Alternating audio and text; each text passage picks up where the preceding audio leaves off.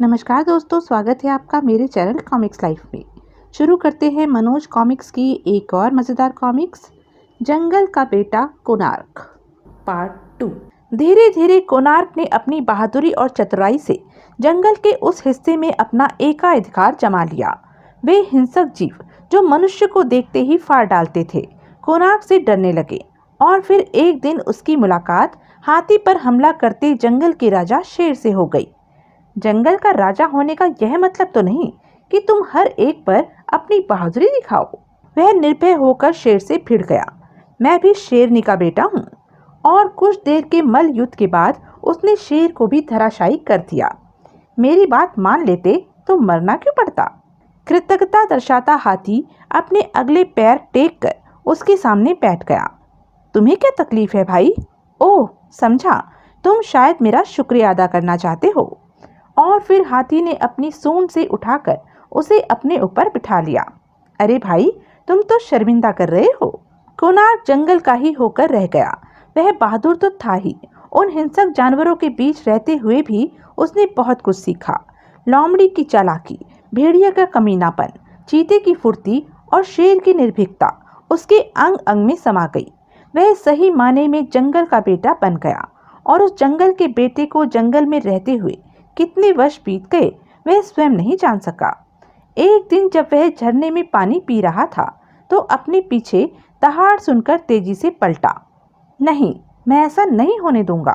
वह गुर्राता हुआ शेर की ओर झपटा। मेरे रहते हुए तुम यह अन्याय नहीं कर सकोगे। लेकिन उसे देर हो चुकी थी। शेर ने हिरनी को एक ही झटके में फाड़ दिया। और फिर कोणार्क चकित रह गया क्योंकि हिरन के उस बच्चे ने पलटकर शेर पर हमला कर दिया था। अरे, वह बेवकूफ तो आत्महत्या करने जा रहा है। लेकिन अगले पल वह किसी ख्याल से बुरी तरह चौंक पड़ा। उसकी आत्मा ने उसे झंझोड़ा। बदला। उसने आत्महत्या नहीं, माँ का बदला लेने की कोशिश की थी। कोणार्क, माँ का बदला, बदला बदला बदला। अगले पल गुर्राता हुआ वह शेर पर टूट पड़ा। मैं तुझे नहीं छोड़ूंगा कमीने। और फिर मिनटों में उसने उस शेर का जबड़ा फाड़ दिया। सहसा वह चौंका। उसे लगा जैसे जंगल में चारों तरफ आवाजें गूंज रही हैं। तुम्हें अपना भी तो बदला लेना है कोणार्क, उस मोबातू से जिसने तेरे निर्दोष बाप को सूली पर चढ़ा दिया था। तूने अपनी माँ को वचन दिया था, उस वचन का पालन कर कोणार्क। तेरी माँ की आत्मा भटक रही है। वह चीख पड़ा, मैं बदला लूंगा। मैं मोबातू, उस गोरी चमड़ी वाली और भीमा सरदार को कच्चा चबा जाऊंगा। आंखें लाल किए वह एक और झपटा। लेकिन तभी उसके सामने उसका दोस्त हाथी आ गया। नहीं दोस्त, अब मैं नहीं रुक सकूंगा। हाथी को अपनी राह से हटाकर कोणार्क आगे बढ़ गया। मैं उन जानवरों की दुनिया में जा रहा हूँ जिनका नाम इंसान है। वह जल्द ही एक पगडंडी तक पहुँचने में सफल हो गया। अलविदा प्यारे दोस्तों, मैं तुम्हारा प्यार कभी नहीं भूलूंगा।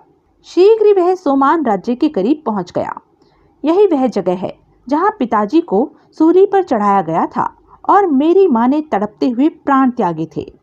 उसका भाग्य तेज था, कोई उसी ओर बढ़ा रहा था। ओह सैनिक, यह कब्जे में आ जाए तो काम बन जाए। बिल्ली की तरह दबे पांव चलते हुए उसने सैनिक को अपने कब्जे में कर लिया। कौन हो तुम? तुम्हारा बाप। अपने सामने मौत के रूप में खड़े कोणार्क को देख सैनिक थर थर कांपने लगा। जो पूछ रहा हूँ, अगर तुमने सच सच बता दिया तो तुम्हें छोड़ दूंगा। ओह बताओ, मोबातू नाम का वह कुत्ता कहाँ मिलेगा? ओह मोबातू, वे तो कैद में है। उसकी बात सुन कोणार्क का दिमाग चकरा उठा। क्या बकते हो? मैं सच कह रहा हूँ। मोबातू उसी दिन कैद कर लिया गया था जिस दिन उसने अपने भाई और सिपह सलार को सूली पर चढ़ा दिया था। इस समय सोमान का राजा भीमा सरदार है। लेकिन लेकिन क्या? साफ साफ बताओ, वरना 1 मिनट में ऊपर पहुंचा दूंगा। जानकारी लेने के बाद कोणार्क ने सैनिक को बेहोश कर दिया। माफ करना दोस्त, हाथ जरा तगड़ा पड़ गया। और सैनिक द्वारा बताए गए कैद खाने की ओर चल पड़ा। सबसे पहले मोबातू से निपट लूं। और किसी तरह कैद खाने में पहुंचकर, कौन हो तुम? मैं उसका बेटा हूँ जिसे तुमने सूली पर चढ़वा दिया था। मोबातू कोणार्क की बात सुनकर चौंका। तुम मोनार्क के बेटे कोणार्क हो? इस समय तो तुम्हारी मौत हो, मरने के लिए तैयार हो जाओ। भयभीत हो मोवातू भागा, लेकिन भाग नहीं सका। कोणार्क बेटे, मुझे मत मारो। तूने मेरे पिता को छोड़ा था, जो मैं तुझे छोड़ दूं? उन्हें सूली पर चढ़ाने का हुक्म देने वाला तू ही था। कोणार्क ने तलवार उसके सीने में घोंप दी। आज मेरे पिता का बदला पूरा हुआ। अब उस सफेद चमड़ी वाली और कमीने भीमा का नंबर है। लेकिन कोणार्क को यह नहीं मालूम था कि उसके बंदी गृह में पहुंचने की बात भीमा सरदार तक पहुंच चुकी थी। अतः बाहर निकलते ही उसने अपने आप को सैनिकों से घिरा पाया। पकड़ लो। ओह! लेकिन इतने सैनिकों को देखने के बाद भी वह नहीं घबराया। क्यों नहीं? तुम्हारे बाप का राज है ना? बदतमीज, अभी मजा चखाता हूँ। वह उन पर पिल पड़ा। पहले इसका जायजा तो ले ले गंजू। और तुम भी। मर गया। और पल भर में अकेले कोणार्क ने उनका हुलिया बिगाड़ कर रख दिया। बचाओ! तुझे कहाँ फेंकूं? सैनिकों का मान मर्दन करने के बाद कोणार्क उस महल की ओर बढ़ा जिसमें उसके अनुसार भीमा सरदार और उसकी गोरी चमड़ी वाली रानी थी। इससे पहले कि और सैनिक आए, मुझे भीमा सरदार और उसकी रानी का सफाया कर देना चाहिए। और फिर जैसे ही कोणार्क छिपे हुए सैनिक के करीब से गुजरा, सैनिक ने अपनी पूरी ताकत से कोणार्क के सिर पर डंडे का प्रहार किया। कोणार्क गिरकर बेहोश हो गया। खबर सुनते ही भीमा सरदार और मोना वहां आ पहुंचे। बहुत खूब सैनिक, तुम्हारी बुद्धिमानी से हम खुश हुए। थोड़ी देर बाद, क्या इसे भी उन सफेद देवताओं के पास भेजना होगा? नहीं, यह खतरनाक लगता है, इसे फौरन मरवा दो। मोना की बात सुनते ही भीमा सरदार की आंखें चमकने लगी। ठीक है, लेकिन इसे मैं अपने ढंग से मारना चाहूंगा। मैं समझी नहीं। उसने एक तीर से 2 निशाने लगाने की सोची। इसने बंदी गृह में घुसकर मोवातू को मारा है, हमारे सैनिकों के दांत खट्टे किए हैं। इससे कबीले के लोगों का हम पर से विश्वास उठ सकता है। तुम कहना क्या चाहते हो?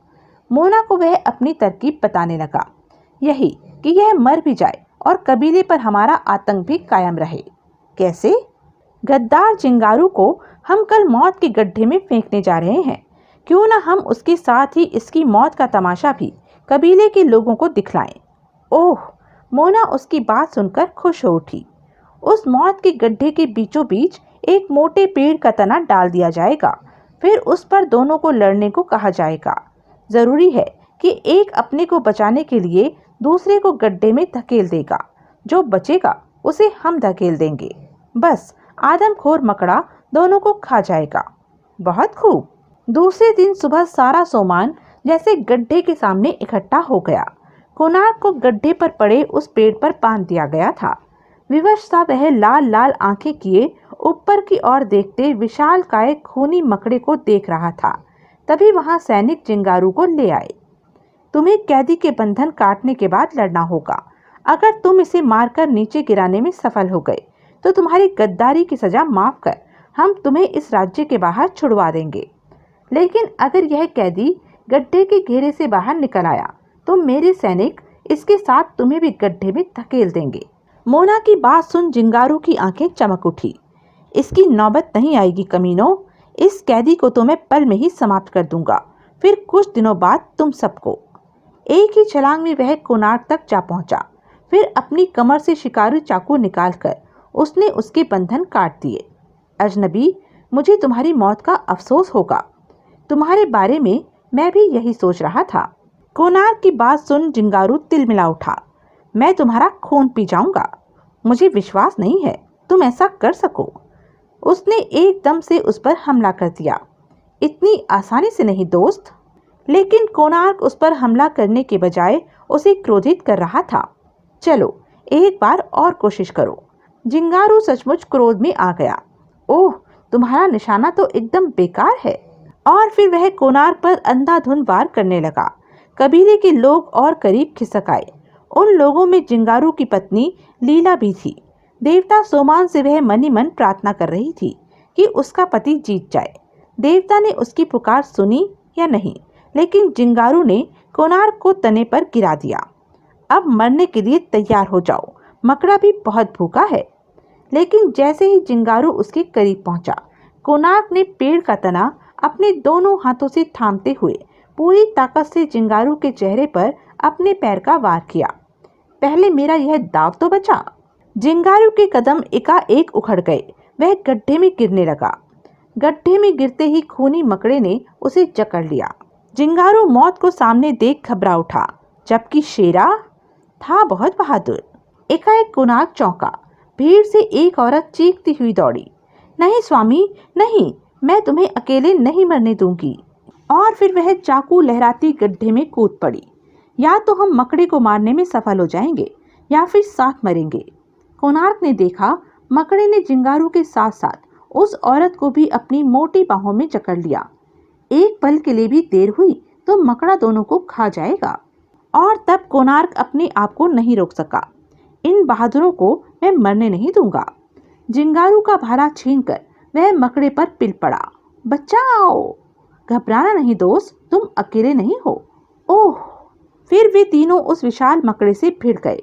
कोणार्क ने उसकी दोनों आंखें फोड़ दी और फिर उसने उस भयानक मकड़े को मार डाला।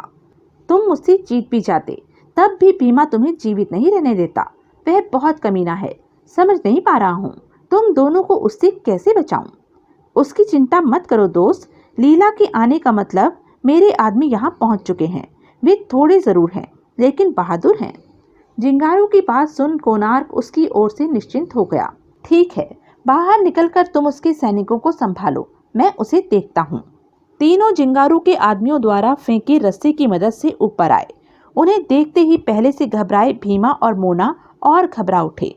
सैनिकों, इन तीनों को समाप्त कर दो। हाँ, खत्म कर दो इन्हें। पहले अपनी फिक्र करो कमीनों।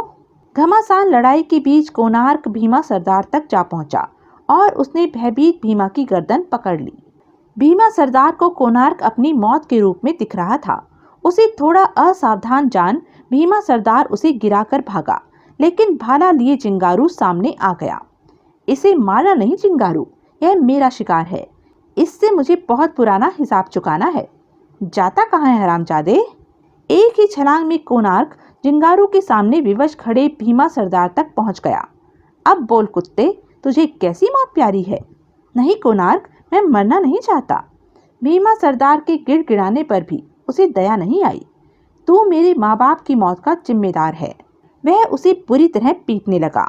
आह, मर गया, बचाओ! इतनी जल्दी नहीं कमीने, तुझे तो मैं तड़पा तड़पा कर मारूंगा। और फिर अंत में उसने उसके पेट में भाला घुसेड़ दिया। सारे कबीले के लोगों ने कोणार्क को घेर लिया। उन्हीं के साथ लीला भी थी। कोणार्क जिंदाबाद, हमारा राजा कोणार्क, बहादुर कोणार्क जिंदाबाद। कोणार्क को वे अपना राजा बनाने की जिद करने लगे, लेकिन कोणार्क ने मना कर दिया। यह ठीक है कि सोमान पर मेरे वंश का राज्य था, लेकिन मैं बंधन में नहीं रहना चाहता। मुझे अपना बदला न लेना होता तो शायद मैं यहाँ आता भी नहीं। लेकिन कोणार्क, हमारी रक्षा कौन करेगा? उसने उन्हें जिंगारू को सरदार बनाने को कहा। तुम्हारी रक्षा देवता सोमान करेंगे। फिर जिंगारू भी बहादुर है, तुम्हारा राजा बनने लायक है। ओह जिंगारू! काफी बहस के बाद जिंगारू ने कोणार्क का प्रस्ताव मान लिया। ठीक है कोणार्क, मैं राजा बनना मंजूर करता हूँ, लेकिन जरूरत पड़ने पर तुम्हें मेरी मदद करनी होगी। तुम्हारी ही नहीं, मैं हर उसकी मदद करूंगा जो सताए हुए हैं, जिन पर जुल्म होगा, क्योंकि कोणार्क अब जुल्म को खत्म करने के लिए ही जिएगा। और तब जंगल का बेटा कोणार्क पुनः जंगलों की ओर लौटने की तैयारी करने चला। अब तुम कहाँ जाओगे? वहीं जहाँ की मिट्टी ने कोणार्क को इस काबिल बनाया कि वह भीमा सरदार से बदला ले सका। तो यह थी मनोज कॉमिक्स की एक मज़ेदार कॉमिक्स। ऐसी ही मज़ेदार कॉमिक्स के लिए बने रहें मेरे साथ। और हाँ, मेरे चैनल को लाइक, शेयर और सब्सक्राइब करना ना भूलें। धन्यवाद।